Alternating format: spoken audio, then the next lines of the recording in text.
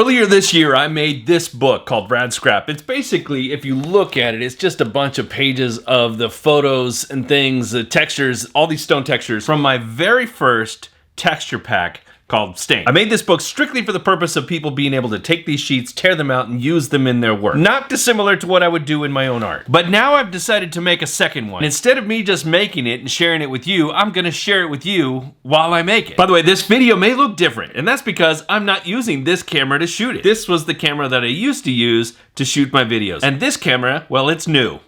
That's how this works. So if I look different, that's why. I would like to thank YouTube for all the AdSense revenue that helped me pay for this new rig. And if you want to continue to help me get new gear to make my videos better all the time, well then just keep watching these videos and make sure you watch every single one of them. The real question then is, what am I gonna do with this one? And a friend said, maybe I could do more of like overhead stuff, which is actually kind of a good idea. So I'm gonna try and figure that out, but that's for another time. Now, I posed the question to all of the subscribers and to people watching my videos. I said, hey, I'm making this video.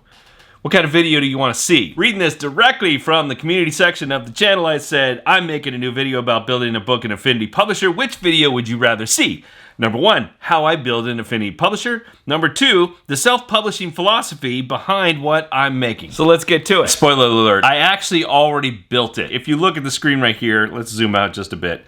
I already built it. We took a break over Thanksgiving. I didn't have a lot going on, so I built it. Now, I'm just gonna kind of go over what I did so that you guys understand some things and share with you some tips, some things that I've learned, and that way I'm sharing a little bit of insight about what I did, and then you can go benefit from that in the future. It's also important to know that I am publishing this with Amazon KDP. The thing about publishing on a print-on-demand book through Amazon KDP is that they have limitations on the actual size of the document. You can only publish so big. I don't remember what that size is, but I do remember that I tried to turn this one into a 100-page book, but the document was so big. No matter how much I tried to get it down in size, I just couldn't get it below what their specifications were. What I had to do is just chop it. I'd cut it in like half. I've cut them down to like 50 pages each. Now I'm gonna build a new document based on those specifications, so I'm just gonna go Command N for new, and that's gonna bring up this new thing. Letter is my standardized size. This is a letter size book, 8.5 by 11, and I'm just gonna do all that, 300 DPI. Now I do have this as RGB because that's also gonna help me reduce the size of the document as opposed to turning it into CMYK. And when I do submit a CMYK document, they tend to get kicked back a little bit from Amazon. So what I've noticed is that if I submit an RGB, they will convert it to CMYK. Preferred link, this is basically, if you're not familiar, it's instead of embedding all the images into the document to make it heavy and slow, I'm linking to the images, and that way it just makes it a little bit easier to move through. If I did 100 pages of all these high resolution images, it would get really big, really clunky, really fast. And we already know how Affinity has some struggle sometimes with bandwidth and RAM and all that. I am adding the default master. Pages, I'm doing facing pages, make that 50. Margin is 1/2 inch, but I really don't need a margin because I'm not doing a whole lot of type, it's just mostly images. And then bleed, I've got it at 0.125, which is kind of a standard for them. Okay, so now here's the first thing I would do if I was building this document from scratch. I would go up to my master, make sure I'm showing my bleed here, and I'm just gonna drop in a picture frame here on the left side, make sure I go all the way out to the bleed. Option Shift Drag to create a second one over here. I'll be able to drop in, like anytime you can see already on my side here, like if I go to any of my pages, they already have that imagery there, and I can just drop images in there anytime I want. I'm gonna find some images here. These are my untouched photos of the same thing, but I'm just gonna click and I'm just gonna drag and click and drop things in here as I go. Now you notice when I drop them in, they just kind of like went right to the size of the imagery. And if I look up here in the top left corner, you can see I'm clicked onto that image, not the frame itself. If I just click the frame, well, I guess it still shows through there, so that's okay. So anyway, you look at the image and it says 350 DPI at 86%. That's because the image is actually bigger than the frame that I put it into, and it kind of moved into that size, which is okay, you know, if I wanted to do that. But if I wanted to resize it, I'd have to go in there and kind of move things around. The problem is, is that this frame actually does, like I can't, if I want to move the frame around, I can't because it's on the master. That's something you're going to have to negotiate whether you want to build these picture frames into your pages independently. I could separate them if I wanted to, but I'm just going to leave them as is because it's just easier this way. Now, one thing I just realized as I did this is you can see here, when I built these two frames like this, I built them right to the border. But really what I should be doing is you can see here is I should be building that one frame all the way out to the bleed. So what I might do is go in here, drag out a little bit this direction, drag out this one a little bit that direction, just like that. So now when I go back over here, you can see that I've moved out past the bleed. But let's say I wanted this image on the first page to be full size. I would just double click into here, move this and change this to 300. That's at 100%, and now the image is full size within that frame. I can move it around, I can push it down. I'm gonna close this one because I don't need it. Now the idea behind this book is basically there's people who use scrapbook pages for different reasons. They'll take scrapbook pages, put them in their scrapbooks, use them, tear them, cut them apart, and they're usually a little bit more like, you know, they're granny-ish. What I figured is that there's people that are moving into the scrapbook era that are of my generation, the punk rockers, the hip hoppers. I figured, hey, let's do something a little bit grittier, a little bit grungier, a little bit more, well, a little bit more Dave. Not that everybody wants to be Dave, but maybe they like Dave's style. So I decided to put this stuff out. And that's what this is all about. So you go in and you can cut these pages, tear them apart, just like this. Look.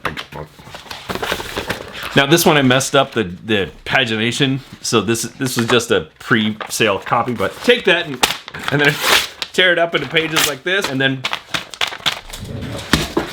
well, that didn't work. But you know what I'm talking about. Tell me one other artist that will go to these lengths for you guys. There isn't any.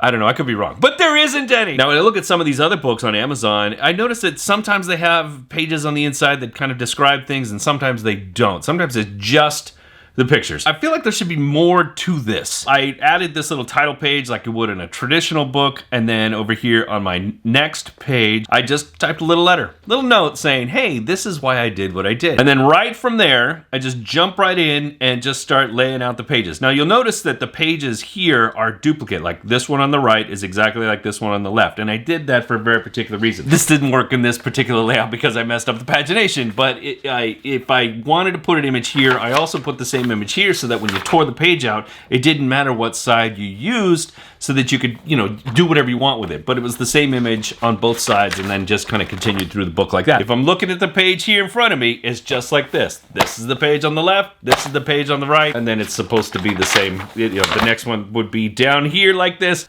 Right page, left page, right page, left page. Does that make sense? I think this is rudimentary stuff that most people should know this already, but I don't want to make any assumptions. So if you have any questions about that, make sure you go to the comments and add the comment down there so that I can answer them. Then I just took all my images, maneuvered them around, added some together. Like some of these are two images in one, like that's one image here and that's another image there. Some of these are just one full image, like this one here. Other books that you may build are going to be a little bit more complex than this. In fact, there's probably pretty much every other book you build is going to be a little bit more complex than this. This might likely be the easiest book to create for Amazon KDP if you were so inclined. Some other ideas you might try are patterns. Put a bunch of patterns together and drop them in there like this, and then, you know, move page to page, change pattern, change colors. One of the things I'm going to build at some point is a graphic novel, a story of things, and you could easily just, lay your stuff out as a graphic novel and then do that and drop all your images as you go. In fact, that's probably another video I'm going to make in the future. If you're an artist or you're a designer and you just want to have like a monograph of your work, you could do that. Just drop all your images into the different pages and then go. So now this book's done. Let's go ahead and export it so we can get it ready for Amazon. File, export. Now I apologize, this dialog box is probably going to come through pretty small. You may not necessarily be able to see all this. I tried to get the text to be a little bit bigger. If you have to zoom in, put this up on your big screen television and watch this video that way. Anyway, PDF here, because that's what we want to export for Amazon. Now it's generating a preview. It's going to take a while because the images are pretty stout. Here's something that I haven't figured out yet, and maybe I'm just making it more complex. I just haven't done it. In the previous version of Affinity, there was like a little plus sign where I could change my preset, but I don't see that here. I'm gonna have to figure out where that is, but for our purposes, we're just gonna go with press ready at this point because we obviously want the highest quality possible. But we're gonna make some adjustments, and then that press ready is gonna disappear as soon as I make any changes to what I've got going on here. I definitely want 300 DPI. I definitely want to include the bleed. Preview export when finished. That just means it's gonna pop up a preview of the PDF after you're done, which is a good idea because you should double check your work. This is the big one. This one right here, this where it says area, all spreads, this is what happened to this one here. I put it out as all spreads because it's just kind of like my mindset when I export for printing. Amazon doesn't want spreads. What they'll do is they'll take one side of your spread and they'll put it here, and then they'll put the next spread here, put the next spread here, and the next spread here. So we changed that to all pages, and I really want to look at this estimated file size. While I'm waiting for that to render, let's look up and see what Amazon KDP says is their limitation on size. Right here it says, ensure that the file size is not more than 650 megabytes, which, if we're being honest, is not very big, especially for a PDF that's filled with a bunch of high-resolution images. Also, this is important. This is really good to know. Common points of failure: not flattening transparent objects and/or layers, or native file, locked or encrypted files, files with crop marks, trim marks, bookmarks, missing pages, excessive blank pages, title missing on the front cover, barcode missing. It's not really so much that you need a barcode. Like, they're going to put the barcode there unless you wanted to add your own barcode. Incorrect pagination, PDF creation, logos, watermarks, blah, blah, blah. Amazon's gotten a lot better about including information about how to make things in KDP work well, so I highly recommend you go into their help section and figure that out. All they did was Google Amazon KDP's file size limitation, and boom, there we go. Even at 50 pages, I'm sitting at 468 megabytes. So I could probably go up a little bit higher if I wanted to, but it wouldn't go too far. Obviously 100 pages was going to be double that, and no matter how much compression I put into this, it probably wouldn't get down to where I needed it. So I rasterized any unsupported properties. Don't worry about changing that. Don't worry about changing pretty much anything on this. Now, if I did get a document that was maybe like 675 megabytes, I could squeeze down my JPEG compression a lot, but I wouldn't go too far. The farthest I would probably go is about 90%, no less than that, because if you go any further than that, then you're gonna start getting the weird JPEG weird things in your print, and because we're talking about printing high quality images, you don't want that. I'm gonna change my color space to RGB, which is gonna recalculate my size. Let's see how this works. While I'm waiting, I will say that this interface right here is much better than the previous version's interface. You had to go into the little button that said more in order to get some of these settings, and a lot of people didn't know that that's what you were supposed to do. All of the information is here now, which is good. I'm glad they put it front and facing like this because it makes the job so much easier. Now, this is pretty amazing. That RGB swapped it down to 127 megabytes. That was pretty remarkable right there by itself. So I probably could get this up to 75, 80 pages if I wanted to. That said, it's possible that in the processing of my PDF, like once I upload it into Amazon KDP and they're processing it and turning it into a CMYK file at that point, maybe that's what they are taking in. I don't know. It doesn't say anything about that. It's something to test. Maybe when I do RadScrap 3, I can test how many different pages I can get into this thing before getting it up into their servers and see what happens. Now, this has got honored spot colors marked, which isn't really necessary for what I'm doing. I am going to include the bleed. I don't need any of these printer marks. Absolutely don't send them over to Amazon because they won't acknowledge them. I have all my fonts embedded. That's it. That's pretty much all I need to do. Export. And now we wait. While we wait for that export, I had another idea for you that maybe you might consider for your work. A lot of people worry about copyright, and copyright of your work can be expensive and arduous because if you're taking one piece of art, sending it to your copyright office, you're gonna have to pay for every single one of those that you do. If you were to take pictures of all the work that you wanted to get copyrighted, put them into a book format, get that book printed, send a copy of that book to the copyright office, everything in that book becomes instantly copyrighted. That is if they accept your copyright application, which they probably should. I actually learned that from another designer some years ago. I haven't done a lot of that myself, although there are some things that I have published, but I didn't really do it with that intent because that way, you protect yourself and you have documentation along the way that shows that, hey, I made this stuff and here it is in a book. And at the same exact time, you could actually sell that book if you wanted to as well. Okay, preview up. Wow, this thing is big. Just gonna scroll through these pages real quick. You can see that bleed came over a little bit. I'm a little concerned about that. I'm gonna have to see how it prints once I get this up into KDP. It kind of got offsets because this page is bleeding over to that page and vice versa. we'll see how it goes. I'm gonna test this theory. That whole thing where I said maybe you should bring the bleeds over like that. Maybe just maybe I might have messed that up. I'll let you know in the future. Scroll.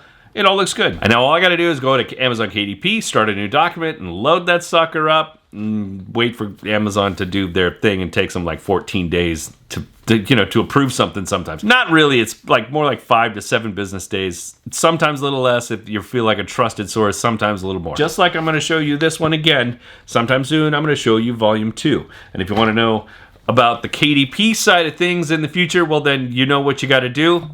Down in the comments. Also, while you're heading down there, hit the like button. Hit it 2 times. No, hit it 3 times, because if you hit it 2 times, it goes away. Hit it 3 times or any odd number variation. Hey, here's another video about Affinity Publisher that you haven't watched. It's probably version number 1, but that's okay. I've been Dave. You've been awesome. I'll see you next time.